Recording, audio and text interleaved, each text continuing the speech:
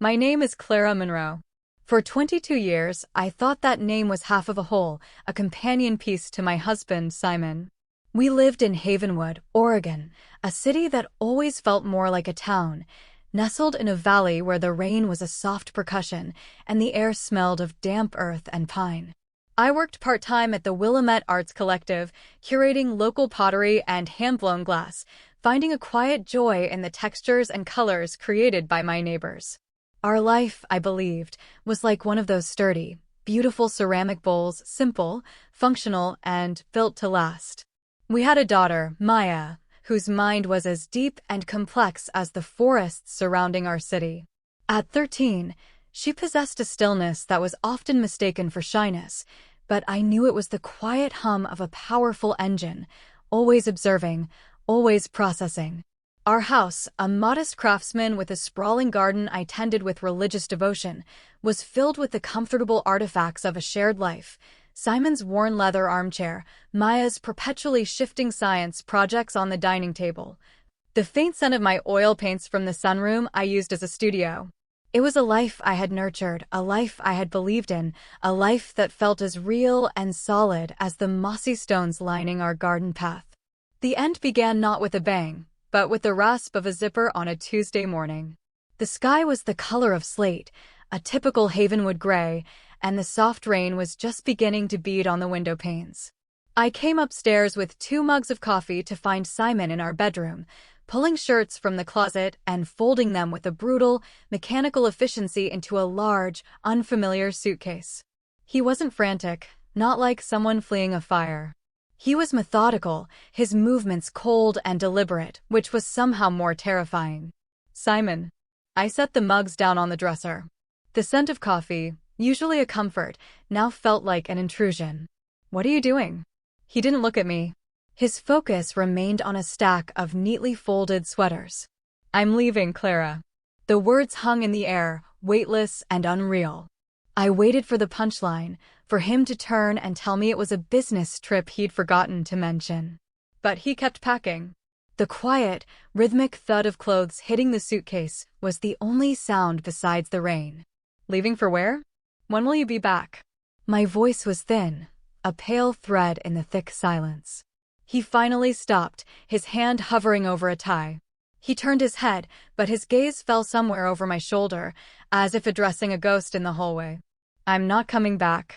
The ceramic bowl of our life didn't just crack, it shattered. The pieces fell around me, invisible and razor-sharp. 22 years. Yesterday, we had argued playfully over what to plant in the garden this spring. The day before, he'd helped Maya with a complex physics problem, his patience a warm, steady presence at the kitchen table. Last night, he had kissed my temple before turning out the light, a ritual as ingrained as breathing. How do you go from that to this? How does a person become a stranger in the space of a single night? Is there someone else? The question felt like swallowing glass, but I had to ask. The lie of his "I need to find myself" speeches, the late nights at the firm, the phone angled away from me on the nightstand, all the little dissonances I had willfully ignored now crashed together into a deafening chord.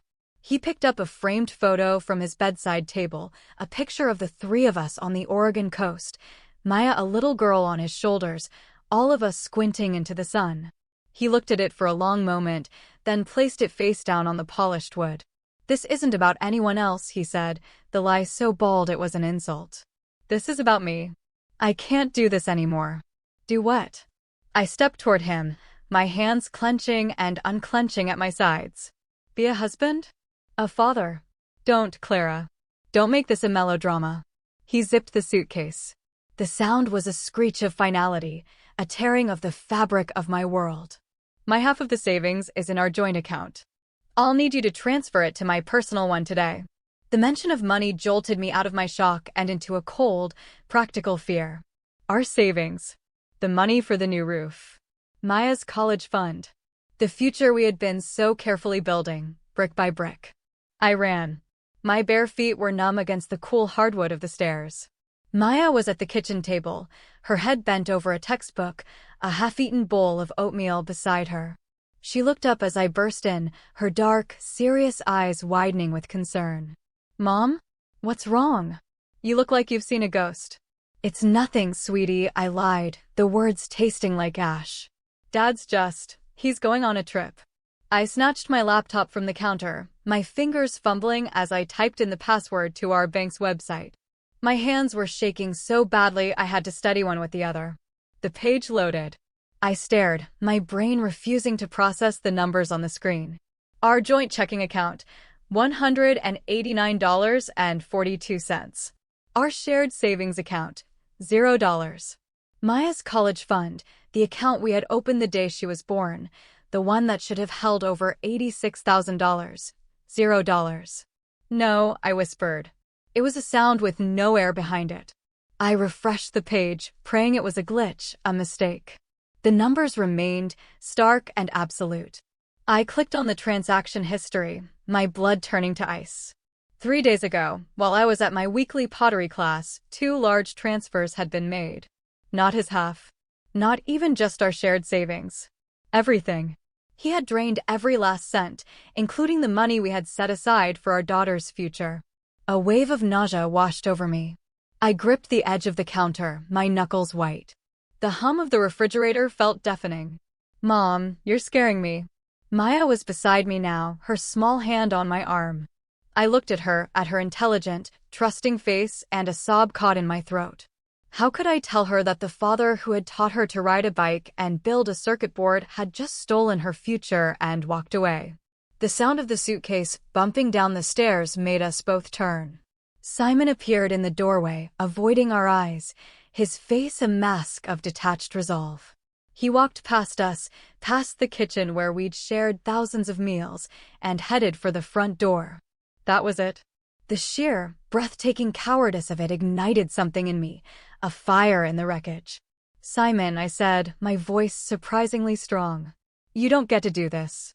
You don't get to walk out of 22 years without looking your daughter in the eye. He stopped, his hand on the doorknob, his back still to us. I'll call. We'll talk. No. You'll talk to her now.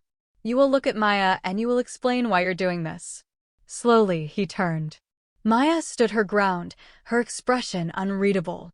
She wasn't crying. She wasn't pleading.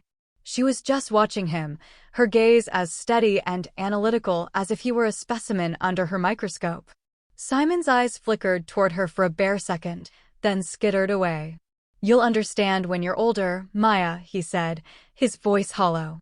Then, to me, this is hard enough, Clara. Don't make it impossible. The front door opened and closed with a soft, solid click. A moment later, the sound of his car engine starting, then fading down the rain-slicked street, leaving a silence that was bigger and emptier than any I had ever known. Maya and I stood in the quiet kitchen. The clock on the wall ticked, each second an unbearable weight. Is he coming back?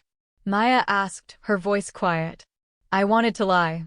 I wanted to wrap her in my arms and tell her it was all a terrible misunderstanding. But looking at her solemn, knowing face, I knew she deserved the truth. She had always deserved the truth. I don't think so, my love. She nodded once, a small, sharp movement. She seemed to be filing the information away. Then she asked a question that blindsided me with its acuity. Did he take the money? How did you know to ask that? He mentioned the savings account, she said simply. Did he take my college fund? I couldn't speak. I could only nod, my eyes burning with tears I refused to let fall. Maya walked to the sink and rinsed her oatmeal bowl, her movements precise and unhurried. She placed it in the dishwasher, closed the door, and wiped her hands on a towel. Then she turned to me, and for the first time, I saw something other than quiet observation in her eyes. It was a glint of steel, a flicker of something ancient and resolute. Mom, she said, her voice perfectly calm. Don't worry. I handled it. The words were so incongruous, so utterly bizarre in that moment of devastation, that I almost laughed. Handled what, honey? What are you talking about? She was 13. A child who loved graphic novels and building robots out of spare parts. What could she possibly have handled? But her expression held no childish fantasy. It held a deep, unnerving certainty. What do you mean, Maya? She picked up her backpack from the floor. The bus will be here any minute. We can talk about it after school. And then she walked out the door, leaving me alone in the echoing silence of our broken home, with a shattered future at my feet and a cryptic promise from my daughter that I couldn't begin to comprehend. That first week was a blur of muted colors and muffled sounds. The house felt cavernous, each empty room a testament to what we had lost. I drifted through the days in a fog of grief, punctuated by sharp stabs of panic. I found one of Simon's socks under the bed and wept for an hour. I called my sister, Sarah, and choked out the story between sobs. I spent hours on the phone with the bank, with credit card companies, trying to untangle the financial knot Simon had tied around our lives, only to be met with the same polite, firm response.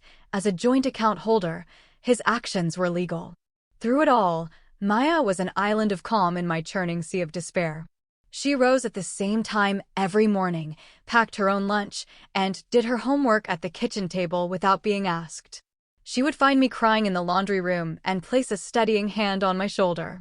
"It's okay, Mom," she'd say. "Breathe." Her composure was both a comfort and a profound source of unease. Where was her anger? Her tears? "Are you sure you're all right, sweetie?" I asked her one evening, watching her meticulously organize her school binders. "I'm fine, Mom," she said, not looking up. "Are you?" The question felt like a gentle rebuke. I wasn't fine. I was crumbling. But my role was to be the strong one, and I was failing. "I'm just worried about you. This is a lot to deal with." "I know," she said, finally meeting my eyes. "But worrying doesn't solve the problem." The problem? She spoke of the destruction of our family as if it were a complex equation to be solved. That night, after Maya had gone to bed, I sat in the living room, wrapped in a blanket, staring at the rain-streaked windows. A faint, rhythmic sound drifted down from upstairs. Click, clack, click.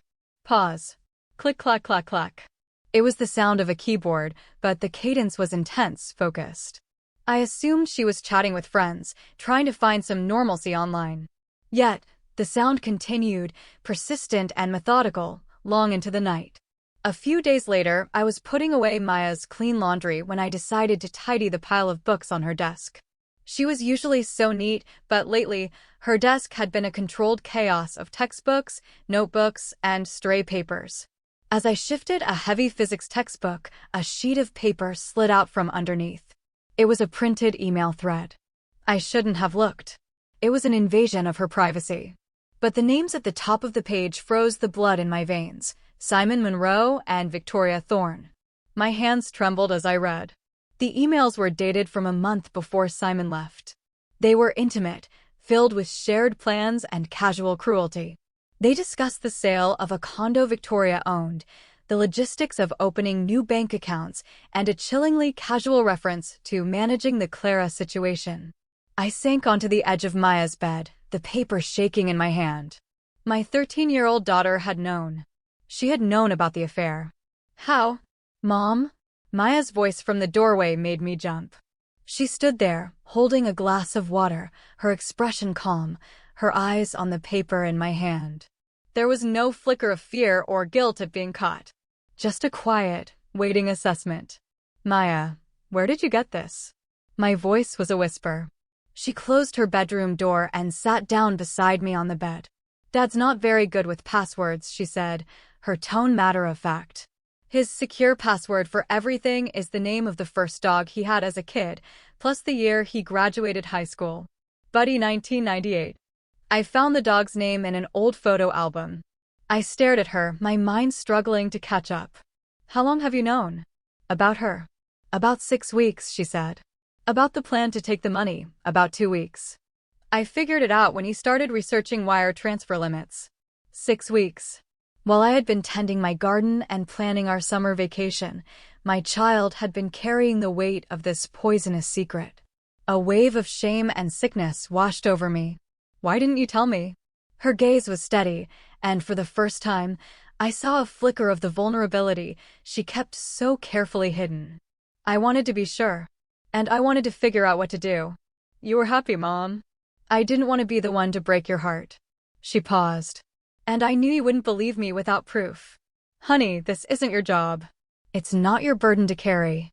"Yes, it is," she said, her voice firming with that unnerving resolve. He stole my college fund. He was planning to ruin our lives. It's my problem, too. I looked around her room, seeing it with new eyes. The neatness, the routine, the preternatural calm, it wasn't denial. It was preparation. It was control. What else do you know? I asked, my voice barely audible. Without a word, Maya reached under her mattress and pulled out a thick, spiral-bound notebook. She handed it to me. The cover was blank, but inside, the pages were filled with her small, precise handwriting. There were complex diagrams that looked like network maps, lists of IP addresses, printed screenshots of bank statements, and pages of detailed notes on someone named Victoria Thorne. Maya, what is all of this? It's my research, she said. Dad thinks he's clever, but he's sloppy. He uses public Wi-Fi for sensitive work. He doesn't clear his browser history, and he stays logged into his accounts. Victoria is even worse. I flipped through the pages, my bewilderment growing with each one. There were detailed financial records, not just Simon's, but Victoria's. There were screenshots of text messages, travel itineraries for a trip to Carmel, California, and what looked like a preliminary mortgage application for a beachfront condo. My daughter hadn't just stumbled upon an email. She had conducted a full-blown digital investigation. This is terrifying, Maya. How did you learn to do any of this? YouTube, she said with a small shrug. And some online forums about cybersecurity. The basics of digital forensics aren't that complicated if you're patient. People leave tracks everywhere. Her calmness was the most frightening part. Maya, hacking into someone's private accounts, that's illegal. She looked at me, and her expression was suddenly ancient, far too old for her 13 years. So is embezzling from clients and committing identity theft, Mom. Which is what they were doing. I stopped on a page that made the air leave my lungs. It was a credit application for a loan of $250,000. It had been filed using my social security number and a forged signature. What is this? That's the real reason they needed my college fund, Maya explained, her voice hardening. It wasn't just for spending money. They used the $86,000 as the down payment for a mortgage on a place in Carmel. They used your good credit and stable job history to secure the loan. They were going to disappear and leave you with $250,000 of debt. The room tilted. He hadn't just left me. He had tried to utterly destroy me. But here's the thing, Maya continued, and now I heard a new note in her voice, a cold, sharp edge of satisfaction. I found out about it before the loan was finalized. So, I took some countermeasures. I looked at her, this child woman sitting beside me, and asked the question that had been hanging in the air since that first morning. What did you mean, Maya? When you said you handled it? She took a deep breath. Victoria Thorne works at Dad's firm, Blackwood Financial. For the last 2 years, she's been siphoning money from her clients' trust accounts into an offshore account. Small amounts, so no one would notice. I found the records on her work laptop. She forgot to log out of her remote access portal one night. My mouth was dry. What did you do? I compiled all the evidence, she said, her voice dropping to a near whisper. And I sent it in an anonymous, encrypted email to the head of compliance at their firm, the Oregon State Board of Accountancy, and the FBI's white-collar crime division. I stared at her, speechless. She was suspended from her job 2 days ago, pending a full federal investigation, Maya said, a grim finality in her tone. The mortgage application for the Carmel condo was flagged for fraud and denied yesterday. And all of their shared accounts have been frozen. She stood up and walked to her window, looking out at the dark, rain-swept street. Dad thinks the world just randomly fell apart on him. He has no idea why. He thinks it's all just terrible, unlucky timing. There was that phrase again, I handled it. It wasn't a childish boast. It was a statement of fact. While I had been weeping into pillows, my 13-year-old daughter had been waging a silent, brilliant, and devastatingly effective war on our behalf. What happens now? I asked, my mind reeling. Maya turned back to me, her small frame silhouetted against the window. Now we wait, she said. His new life is already in ruins. He just doesn't know who to blame yet. And when he gets desperate, he'll call you. And that's when we'll know we've won. I looked at my daughter, This quiet, serious girl who loved robotics and graphic novels, and I felt a profound and terrifying mixture of awe and fear. I didn't know this person. This brilliant, calculating, and utterly fearless strategist. And I realized, with a sinking heart, that Simon hadn't just destroyed our family. He had created her. The call came on a Thursday afternoon, a week later. I was in the garden, pulling weeds with a vengeance, trying to impose some order on a world that felt chaotic and hostile. My phone, lying in the damp grass beside me, buzzed with an unfamiliar number. I almost ignored it, but some instinct made me wipe my muddy hands on my jeans and answer. "Hello, Clara." It was Simon's voice, but stripped of its usual smooth confidence. It was frayed, thin with panic. "Clara, something terrible is happening." I sat back on my heels, the damp earth cold through my jeans. I glanced at the house, where Maya was supposedly working on a history project. "What do you mean, Simon?" "Victoria. She lost her job. They're accusing her of embezzlement, Clara. They escorted her from the building like a criminal. And my accounts, they're all frozen. Every single one. The bank is talking about a federal investigation." His words tumbled out in a frantic rush. "Someone is targeting us. Someone is trying to ruin us. Why are you telling me this?" I asked, my voice colder than I intended. "Because it's too much of a coincidence. It all happened right after I left." Did you hire someone? A lawyer? A private investigator?" I looked at the house again. Through the kitchen window, I could see Maya at the table, her laptop open in front of her. She wasn't reading a textbook. Her fingers were flying across the keyboard, her eyes fixed on the screen.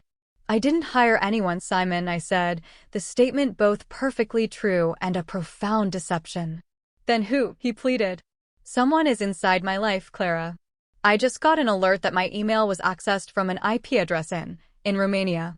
Someone is reading everything." There, he broke off with a choked sound. "Oh God. They just sent an email from my account. To my boss. With attachments." "My God, Clara, the attachments are my personal bank statements." On the other end of the line, I could hear the frantic clicking of his own keyboard. In my mind's eye, I saw Maya, a digital ghost in his machine, pulling levers and pushing buttons, watching him squirm from half a world away, technologically speaking. "Simon, if you've been hacked, you should call the police." I tried. They said they're already part of a larger investigation initiated by the state. They wouldn't tell me anything else. "Clara, you have to help me. I have nothing. I'm living in a motel. Victoria won't even answer my calls. Her father is some powerful lawyer, and he's threatened to get a restraining order against me." The self-pity in his voice was nauseating. "I was going to pay it all back. I swear. The money from Maya's fund, it was just a short-term loan. Victoria had this investment. It was a sure thing. We were going to double it and put it back before you even noticed." His web of lies was so pathetic, so transparent. He had gambled our daughter's future on a get-rich-quick scheme with his mistress, and he was still trying to paint himself as the victim. A quiet anger, cold and sharp, solidified in my chest. I stood up, brushing the dirt from my knees. "You stole from your child, Simon. You tried to saddle me with $250,000 in debt. There is no version of this story where you are the good guy." I saw the back door of the house slide open. Maya stepped out onto the porch, holding her own phone. She looked at me and gave a small, almost imperceptible nod. She walked toward me, took my phone from my hand, and put it on speaker. "Hi, Dad," she said. Her voice was as calm and clear as a bell. The change in Simon's tone was immediate. "Maya? Oh, thank God. Sweetheart, you have to tell your mother to call off whoever is doing this. They're destroying my life. They're making things up, twisting things." "They're not making things up," Maya interrupted, her voice gentle but firm. "They're just revealing the truth. For example, the truth is that you took $86,451.17 from my college fund and used it as a down payment for a condo in Carmel, California. The mortgage application, which you co-signed with Victoria Thorne, was submitted using Mom's forged signature and social security number. That's a federal crime, Dad. It's called identity theft and bank fraud." There was a long, stunned silence on the other end of the line. I watched my daughter, standing there in the garden with the phone in her hand, a warrior in a hoodie and jeans. Maya, how? How could you possibly know that? Simon's voice was a strangled whisper. I know everything, she said, still in that unnervingly calm tone. I know about the second phone you kept in your briefcase. I know about the offshore account Victoria set up in the Cayman Islands. I know that her sure-thing investment was a Ponzi scheme she was running on her own clients. And I know that when the FBI froze her assets, she blamed you for being sloppy and blocked your number. The sound that came through the phone was a ragged, gasping sob. Maya, please. I made a mistake. A terrible mistake. But I'm your father. I love you. Do you? She asked, a genuine question. Because your actions suggest otherwise. You chose to steal my future to finance a new life with a woman who is a criminal. You chose to abandon your family. Choices have consequences, Dad. You taught me that. Please, he begged, his voice breaking completely. Just make it stop. I have nothing left. I'm ruined. Maya looked at me, her dark eyes filled with a sad, resolute wisdom. You're not ruined because of what someone else did to you, she said into the phone. You're ruined because of what you did to yourself. You were the one who was supposed to protect me. You were the adult. But you didn't. So I learned how to protect myself. And with that, she ended the call. She handed the phone back to me. The garden was silent except for the chirping of a robin in the maple tree. The late afternoon sun broke through the clouds, casting long shadows across the lawn. He won't call again, she said. How do you know? She looked up at the sky, a thoughtful expression on her face. Because he's not scared of some anonymous hacker anymore, she said. Now he's scared of his 13-year-old daughter. And he knows, wherever he goes, whatever he does, I'll be watching.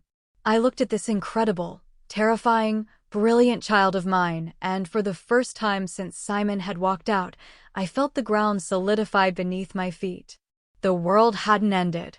It had just been rearranged. And in the new arrangement, my daughter was the one holding the map.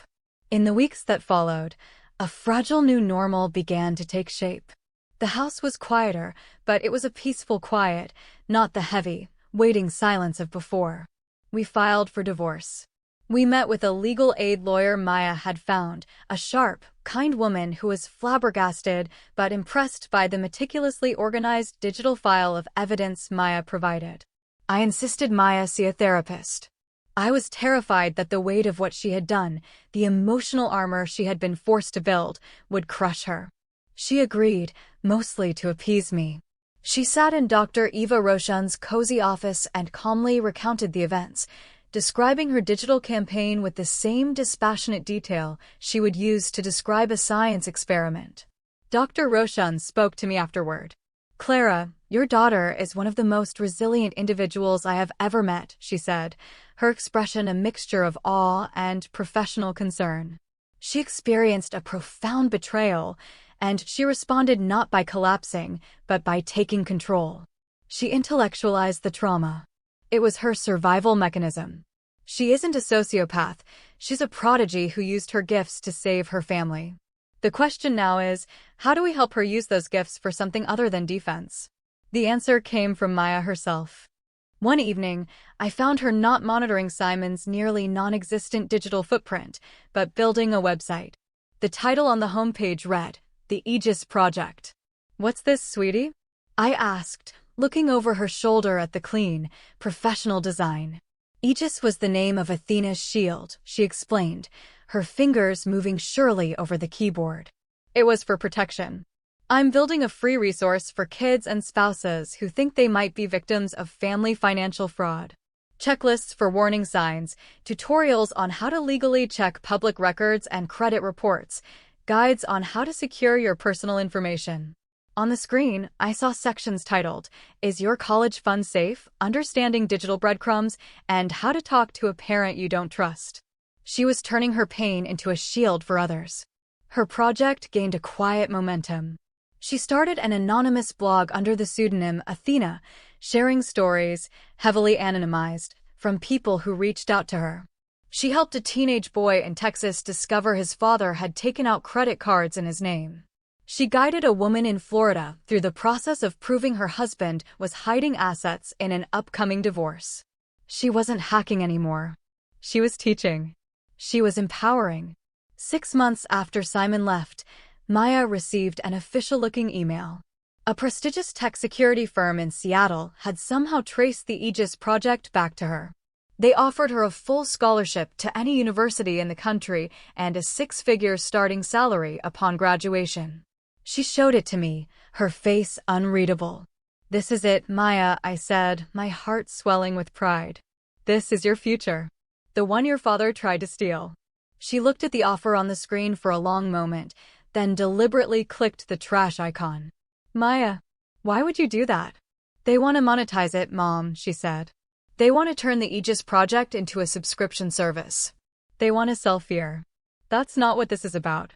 That spring, as the dogwoods in our garden bloomed in a riot of pink and white, Maya, now 14, gave her first keynote speech. It was for a national cybersecurity conference. She appeared via a secure video link, her face obscured by a digital avatar and her voice modulated, known only as Athena.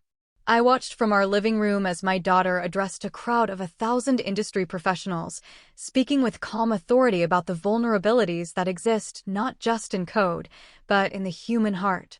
She spoke about trust and betrayal, and the responsibility of the strong to protect the vulnerable. She ended her speech with a simple, powerful message. The greatest security flaw in any system is the assumption that the people inside it can be trusted. True security isn't about building higher walls.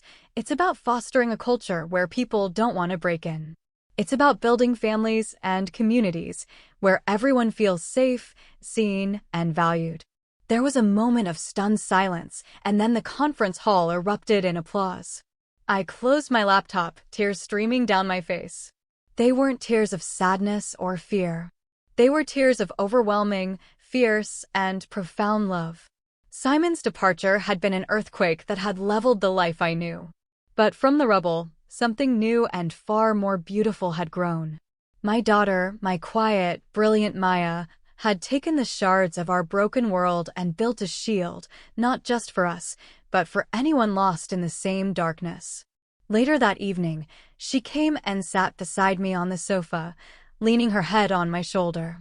She was still just a girl who had been forced to grow up too fast. "Did you ever hear from him again?" she asked quietly. It was the first time she had mentioned him in months. "No," I said, stroking her hair. "I don't think we will." "That's okay," she whispered. "We don't need him." And she was right. We didn't. The home we were building now wasn't made of wood and nails, but of resilience, courage, and a love that had been tested and proven unbreakable. And I knew, with a certainty that settled deep in my bones, that while Simon might have thought he was walking away with everything, he had left the most valuable things behind. He had left us. And in doing so, he had given us the chance to discover who we truly were, not victims, but survivors. Not a broken family, but the architects of our own, stronger future.